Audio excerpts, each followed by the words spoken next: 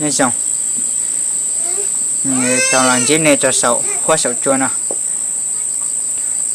giờ nên từ họ xã sau sáng cho cú cho video này để bỏ cam tới đi lia họ ở tiệm đăng ký nó này để nên ban giờ đăng ký này đăng ký ta không có lúc chưa nên ban giờ cũng nhẹ lúc chưa thế họ mà tụ cho tệ rồi tuần chỉ tệ xong rồi nhớ tọt cơ để nó thì nên ban giờ cũng nhẹ cho thế để bé ship ban nhẹ thế họ ship ban đăng ký một cho giá tốn tệ giờ nên họ ban giờ cũng nhẹ cho cũng li lệ nó thì cũng ban nhẹ cho nên thế để bé ship ban chẳng cả nó một tuần chỉ nè để cũng chủ là hải nó sư bé sân đời để nó cá nhau trong này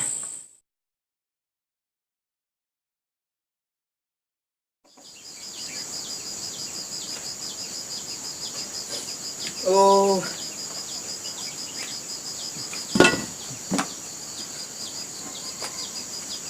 đâu khâu cho số 1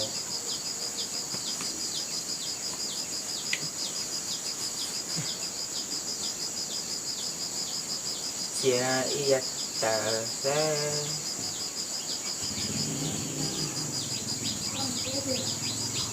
cô chỉ có nè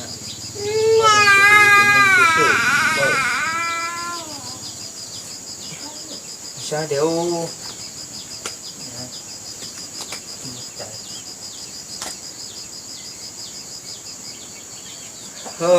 tạt thì sân cho nó tên nhỉ còn nói biết chua đi chứ mua lưỡi đi có lưỡi ta cho lo đó mà lấy con muốn chua muốn lấy chỉ lo ăn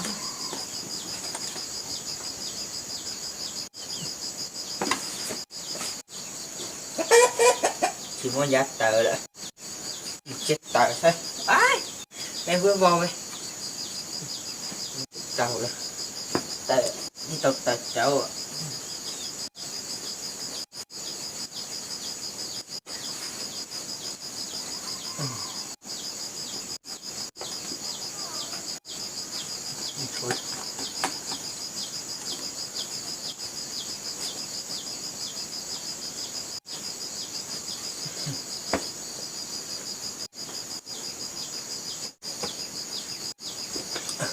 ô trời cái này chuột hành xe dẻo vào cho một khó tròn xe kia vừa dẻo cầm khó cho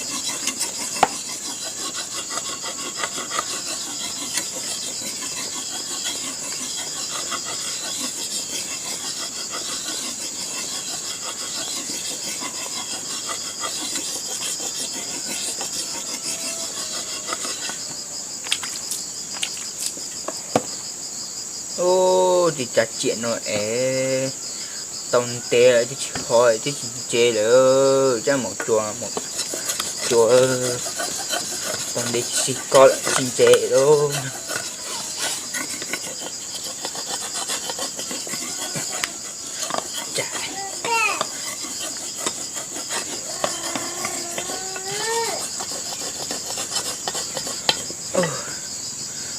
để chỉ có khó chịu nữa, chỉ có họ một chùa rồi, khó chịu, khó chùa, khó liền, chỉ có họ là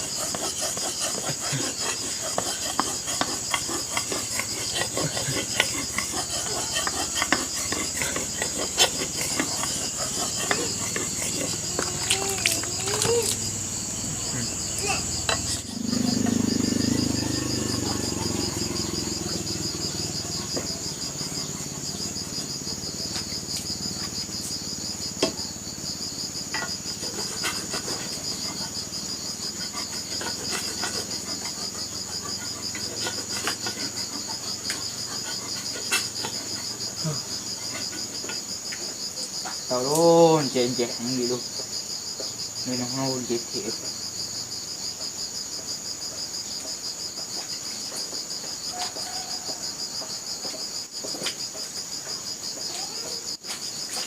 alo chết hâu luôn chết tay luôn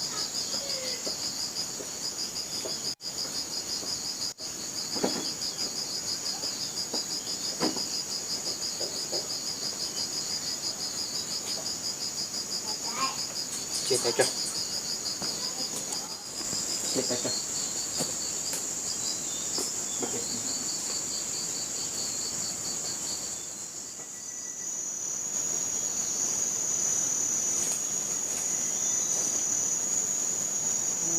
cái này nó chẳng sợ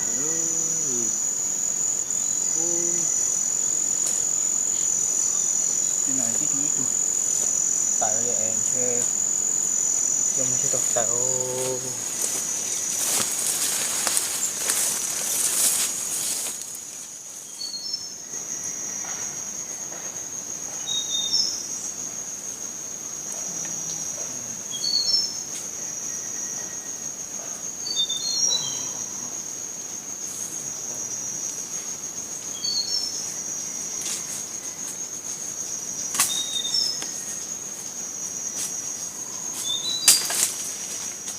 ô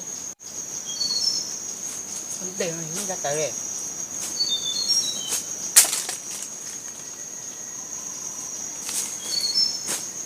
ô một che cười cho đủ nào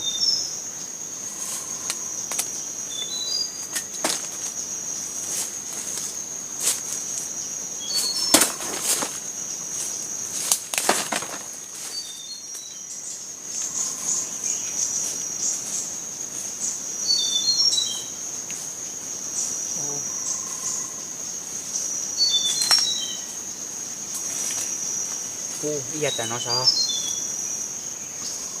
ô một cái giờ luôn nông bút giờ nó ta tao tao đó ô giống vậy cái thấy nó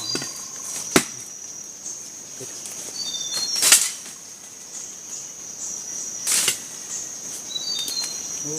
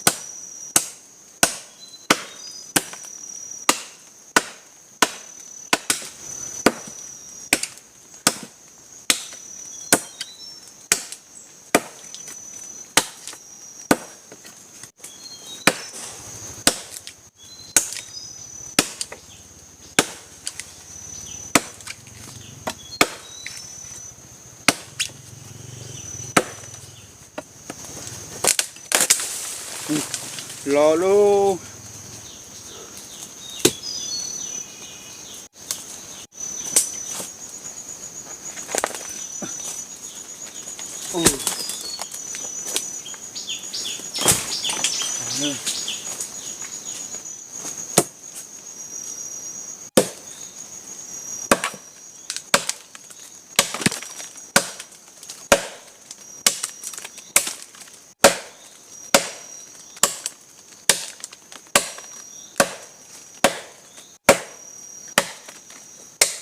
ui chà chút đây thế rồi nha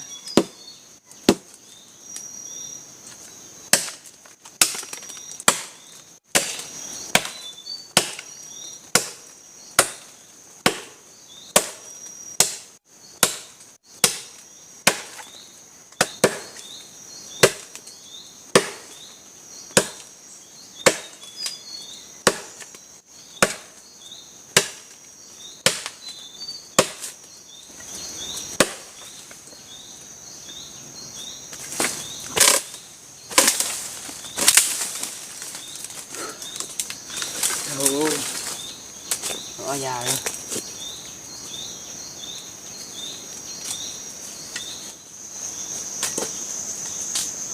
Ô chị từ từ. Ô.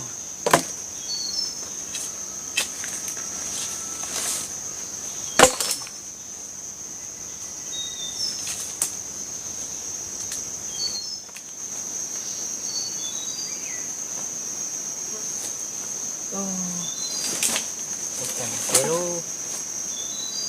Sudah tanam mulu.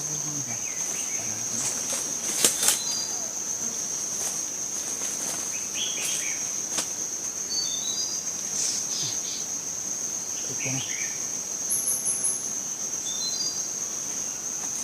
Ada. Oh.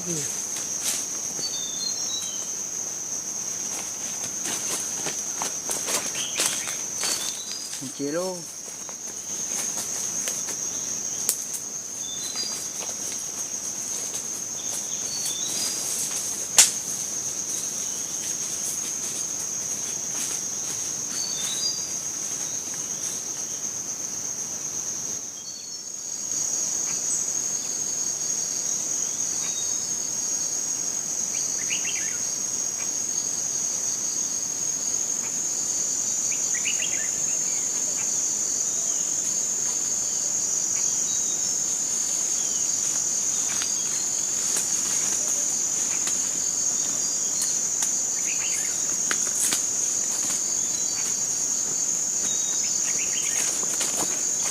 Chục kê xa.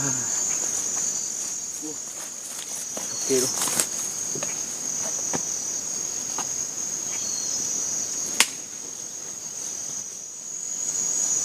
Chục kê luôn. Chục kê luôn. Nhắc cơ nè.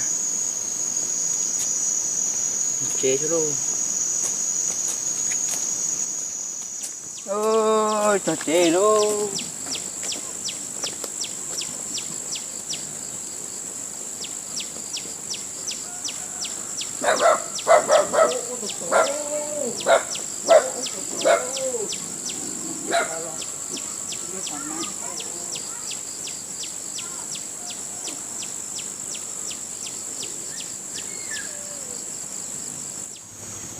Ô chê lô chê lô chết hồ mua ăn tay tay hồ hay cười nữa